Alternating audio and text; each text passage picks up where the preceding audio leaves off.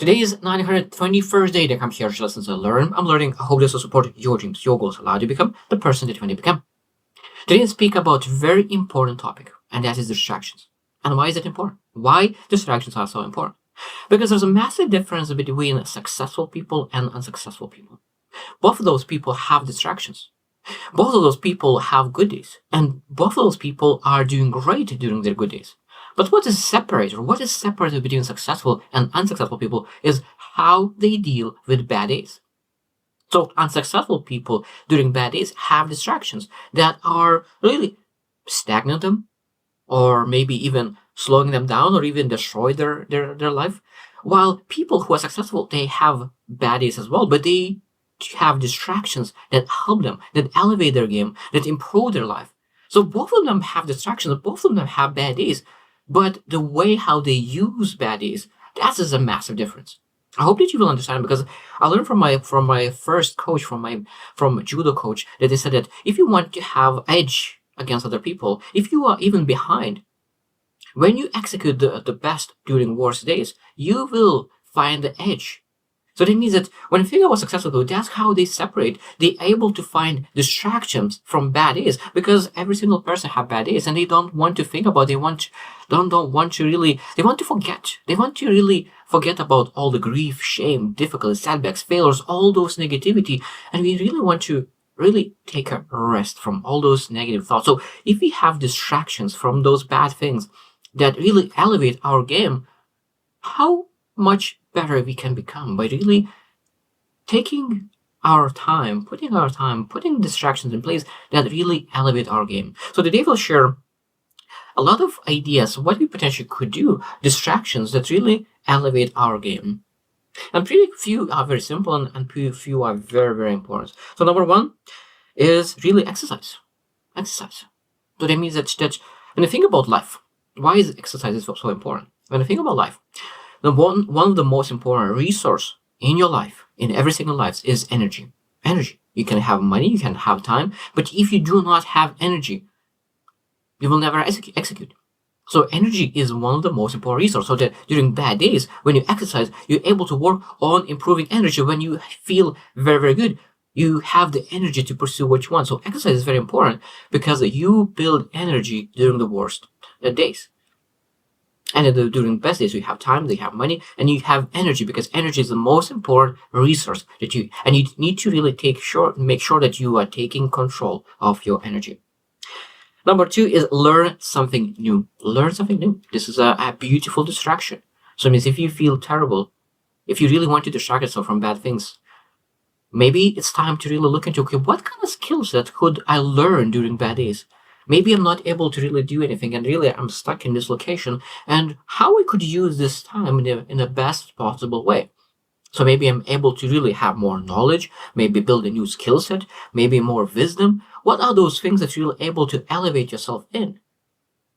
So it means rather than playing video games, maybe you're able to read a book, maybe able to practice some kind of skill. So this distraction, again, will distract you from all the life difficulties, because if you put that mind into it. But at the same time, when you come out of those bad days, when you come out of grief, now you have a knowledge, wisdom, skill set. It's very, very powerful. I hope that you are able to see that. Number three is a volunteer. Volunteering. It's a very powerful tool. Like I know that I have volunteered and I love volunteering and I truly believe in volunteering, because what happens when you volunteer? You forget about yourself because you're adding value to others. You forget about yourself because you're adding value to others. And that adding value to others is very powerful and fulfilling feeling. It's a blissful and joyful feeling to be able to add value to other people. But besides that, besides really feeling good for altruistic action and really making sure that we add value to people, a lot of times probably we forget about one very, very important thing. Most people who are volunteering, who add value, are people who are givers. People who really want to make a difference. And at that time, that means that you connect a network of people who are like-minded people. I build a lot of connections just by volunteering, because you go and meet people who are very, very similar like you, because they want to do a great things in life. So that means that in volunteering, even though they just really wanted to add value and didn't expect anything, but you build connections that you potentially could really build massive business with those connections. so powerful. I hope that you will see that a lot of times people like, oh, I'm not able to make any money with volunteering. And I think that is not true. It can make a lot of money volunteering. It's just indirectly, because now you meet a lot of people in those volunteering opportunities that you're able to build business and make a lot of money. So I think that a lot of times we seek money, sometimes we're able to seek money not directly but indirectly. And of course, the main purpose is to really to connect with people and add tremendous value to people. But at the same time, byproduct is sometimes really connected with people that really elevate. And that means that you, during the worst days, when you really want to distract from bad things in your life, you feel joyful because add value to other people and build network that could potentially, because everyone knows your network is your net worth. It's very, very powerful. Number 4 is creative outlets. So maybe that potentially you want to write, you want to sing, you want to really craft something. Like there's so many areas that you really, how you can really express yourself. Every single person, I truly believe, that has the way how they want to express themselves. For me, I specifically, I love writing. I love reading, I love writing. So that means that for me, the best way to express myself is writing. And so it is when you really want to really distract yourself, being able to express yourself on the paper almost is like a journaling, and put all ideas, all thoughts, all negativity, all shame, all guilt, everything on the paper. It really allows to like meditate. It's like meditation on the paper. And when you're able to really release all the tension on the paper, it allows you to really have that clarity, so that during bad days, when you journal, when you write, when you all those do any kind of creative thing that you want, maybe even paint or whatever it is, when you really express yourself with the through crafts, you're able to really come out of those bad days while you did something that really gives you clarity, gives you understanding, gives you more appreciation of yourself, and being able to express yourself in different way, not just communication, but really something that you're able to really express in a different way than finding yourself. Because a lot of times I think that because we're changing ourselves, we transforming, we evolving, we need to understand that we need to reflect on ourselves and find that we are told different people than we was 20 years ago, 10 years ago, and 5 years ago. And I really love the saying that we're supposed to grow that fast that our friends are supposed to relearn who we are every single year. And that's exactly with ourselves. We need to grow ourselves so fast that we need to relearn who we are, because now we act differently in different actions. And I think that creative outlets is allowing us to channel those emotions, constructive emotions, into something very, very powerful and positive. Number 5 is spend time in nature. I think that sometimes this is an amazing way to really distract yourself from bad emotions and really ground yourself. Ground yourself. Because sometimes we just all over the place. We think about this, I'm thinking about this, I'm thinking about that, and this one, and this one. And then we have so many things going on that we just rushing, reacting to things. And I think that one of the most important part of life is not to react to things, but to be able to respond. Because responding is so much bit different than reacting. Reacting is just there's action and reaction, reaction. But responding is action, then thought, and some kind of action again. So action, reaction versus action, thought, and then like action again. So there's massive difference, because now you're able to reflect and really think it through what you need to do. And of course, when you're able to include thought between action, of course, that's you able to really improve every single action that you take rather than reaction. And spending in nature that allows you to ground yourself, that you can have the time to really think it through before you're taking action.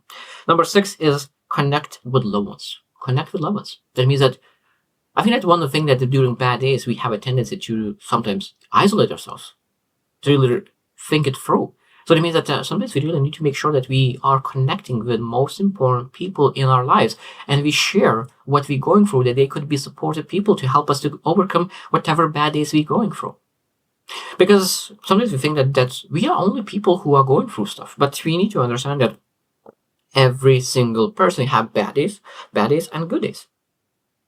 A lot of times when you have a bad day, someone else has a good day. So because you share what you're going through, other person is able to elevate you to a new height.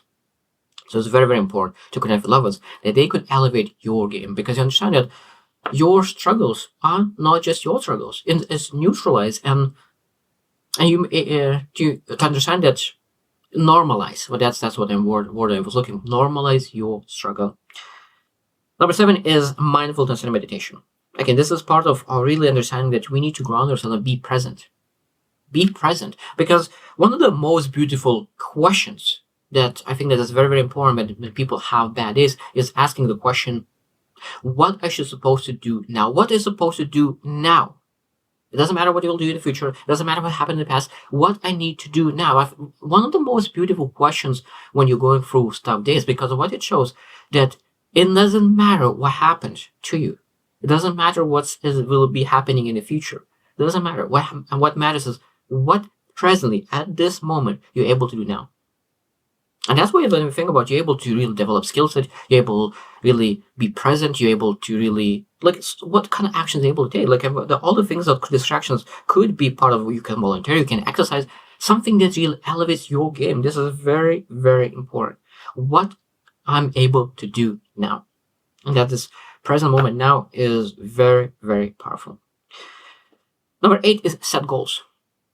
Set goals. So that means that when really you have a bad day, now, of course, sometimes it could be difficult to set goals. That means that maybe you not have that clear vision of the future, because when you have very bad days, you're not able to see very far in the future. So that means when we have very, very bad day, we need to set goals, try to visualize those future. Try to do it, but if it feels hard, that means we need to set goals that are very, very short.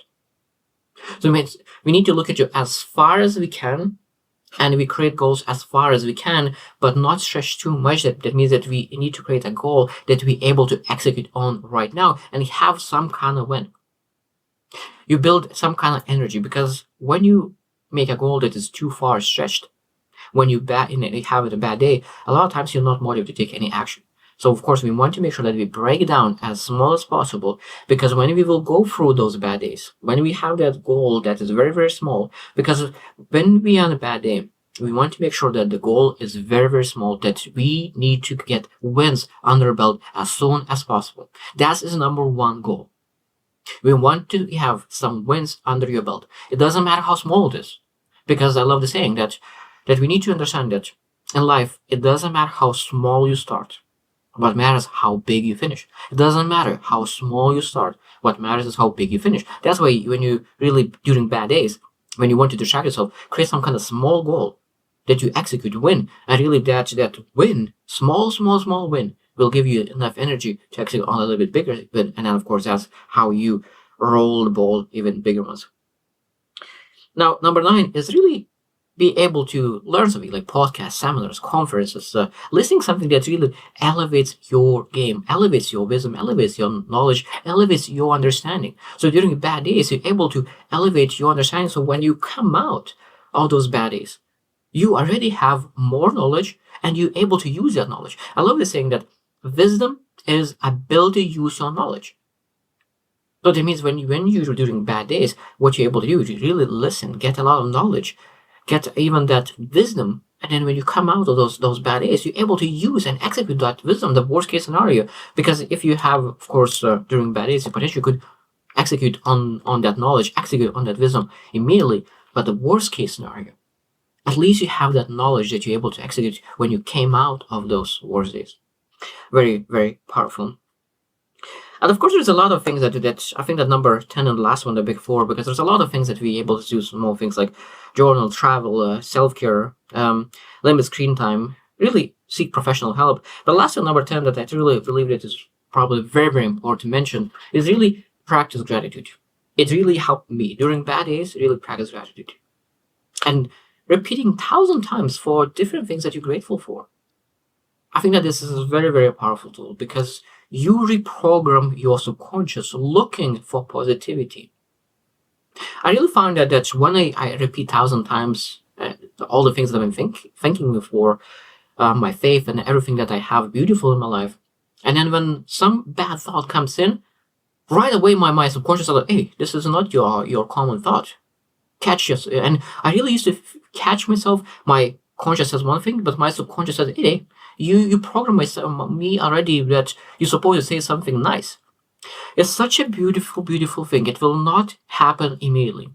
But if you really believe, and if you really, I highly recommend to do for a month, to really repeat that, thank you for this one, thank you for this one, and that thank you word supposed to be the automatic word in your mind. It's very, very powerful. So during the bad days, you're able to really repeat thank you so many times that when you come out of your bad days, your attitude is so high that it's just impossible to put you down, because it doesn't matter what happens to you. You know that you will be thanking for everything in your life. Very probably this is the most powerful thing that every single person are able to do, because every attitude is very, very important. And when you're able to be thankful for every single moment in your life, I think that you will attract not just success, but people, money, energy, everything could be attracted. Because I'm a believer that when you really want to achieve great things in life, you need to ask, like, what kind of person you need to be to achieve that. And then when you're working towards you becoming that person, you attract all the things that you wanted. Attracting resources, attracting people, attracting everything what you need to make things happen. So I hope that you reflect as well on what kind of distractions do you do? What kind of actions do you take on daily basis, and why do you take them? And when you think about really next time you'll have a bad day, maybe you have now. How you distract yourself from bad thoughts? Because a lot of times when you think about really having bad thoughts, I allow myself to have bad thoughts for 30 minutes, reflect what I'm able to do about solutions. Because most time we don't have any solutions because we constantly thinking exactly the same thing every single day. But now, okay, like let's allow 30 minutes per day to think about solutions. And after that, we distract ourselves from all those bad thoughts by taking actions that elevate our game. So I hope you will choose to win, and see you tomorrow.